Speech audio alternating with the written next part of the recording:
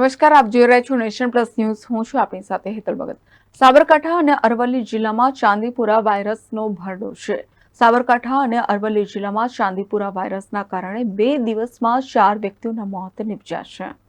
ચાંદીપુરા વાયરસથી મગજમાં સોજો સહિતના લક્ષણો આવતા હશે. સાબરકાંઠા અને અરવલ્લી જિલ્લામાં ચાંદીપુરા વાયરસને લઈને આરોગ્ય વિભાગ દોડતું થયું છે. નવા વાયરસને લઈને સાબરકાંઠા અને અરવલ્લી જિલ્લામાં સર્વે શરૂ કરવામાં આવ્યો છે. ત્યારે સાબરકાંઠા અને અરવલ્લી જિલ્લામાં ચાંદીપુરા વાયરસના લક્ષણો દર્દીઓમાં જણાઈ આવ્યા છે. અસરગ્રસ્ત દર્દીઓના ઘરે અને વિસ્તારમાં સર્વેની કામગીરી ચાલી રહી છે. હિંમતનગર સિવિલ હોસ્પિટલમાં કુલ 6 દર્દીઓ દાખલ કરવામાં આવ્યા હતા.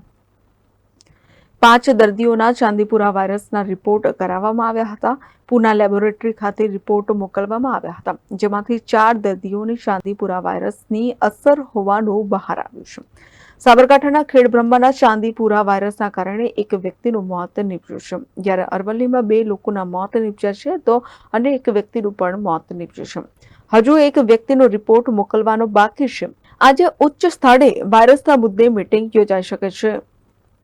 Jitendra Solanki, nation plus news, Sabarkantha. સમાચારોના સતત અપડેટ મેળવવા માટે અમારી નેશન પ્લસ ન્યૂઝની યુટ્યુબ ચેનલને સબસ્ક્રાઇબ કરો, બેલ આઇકન દબાવો અને જોડાયેલા રહો ફેસબુક, ઇન્સ્ટાગ્રામ અને ટ્વિટર પર.